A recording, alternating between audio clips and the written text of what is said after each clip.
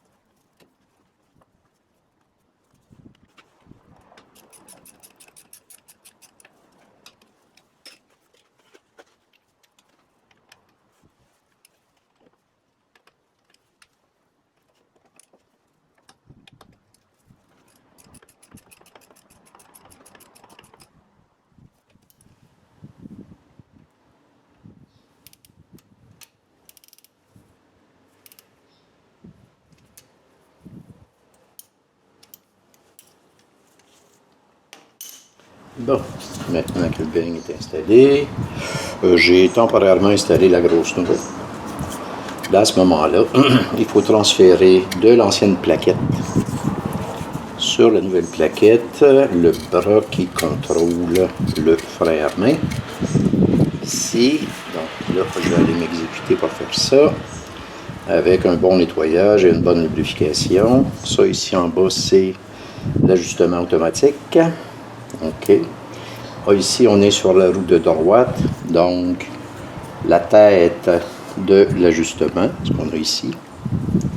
La tête de l'ajustement, la vis, si on veut, elle va aller vers l'arrière. Comment je le retiens? Rear, arrière, right. Donc, le double R fait en sorte que je l'installe. Donc, je m'en vais exécuter ça et ensuite, je reviens pour l'installation. Dans le couple de serrage des 4 bottes est bien à 65 Nm. Bon, le fameux petit bras nettoyé, petite couche de peinture, pourquoi pas. Là, il reste l'installation, mais avant ça, je vais mettre un peu d'anti-seize tout le tour, ici, devant, derrière.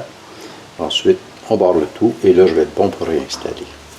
Bien entendu, pour que les sabots puissent bien coulisser, on va aussi mettre sur ce qui ressort, ce qui est embossé.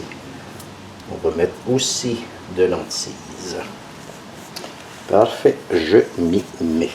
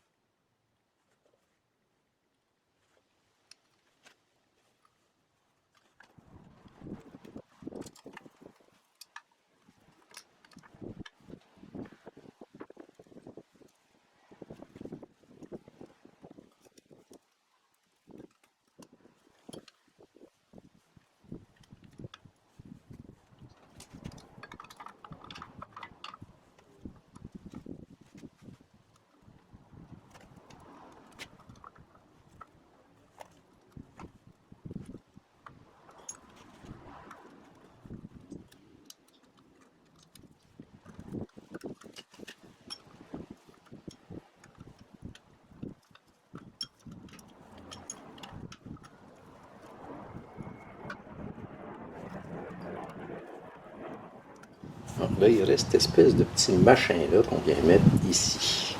Donc, si on remarque, comme ça. Ah, je pense que c'est ça qui va être une espèce de petite dépression. Là, donc ça s'installe avec la dépression vers l'intérieur.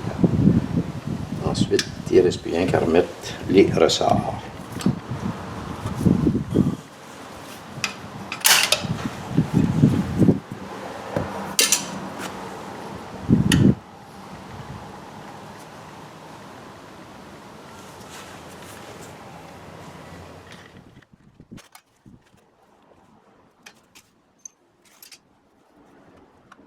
Bon, le frein à main est installé de ce côté-ci, à droite.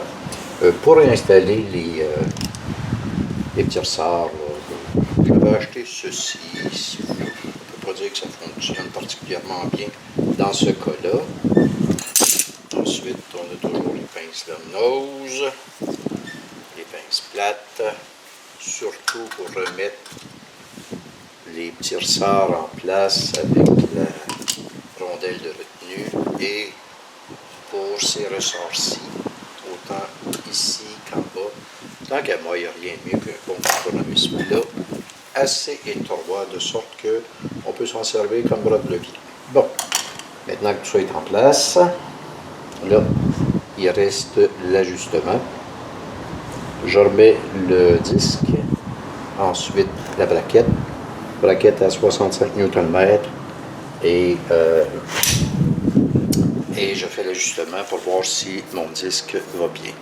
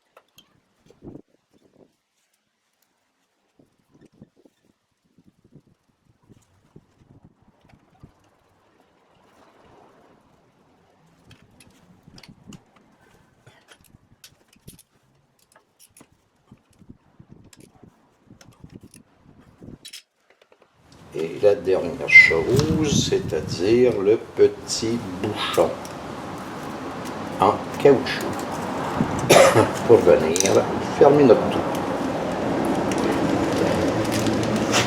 Numéro.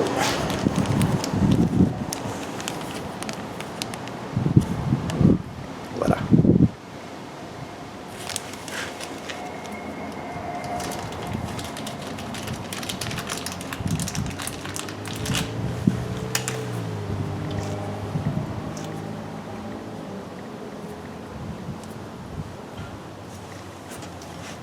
Et voilà. Donc, frein à main, bouchon, capteur, le bearing 65 Nm, la braquette de support pour l'étrier 65, je suis du 66 dans le manuel de service, l'étrier est à 27, La raison pour laquelle je viens placer ceci, c'est que mon disque reste stable. Ajustement du frein à main, une légère résistance. Donc ça va bien faire. Une fois que ceci est fait, ben là, à ce moment-là, on aura juste à remettre la roue. Ah, ici, on est à 190 Nm. Ce que je vais essayer quand je vais redescendre. Ce que je vais faire lorsque je vais redescendre l'auto sur le plancher. Donc, mes deux bottes ici, ça retient, comme je le disais, ça retient bien mon disque pendant que je travaille. Voilà.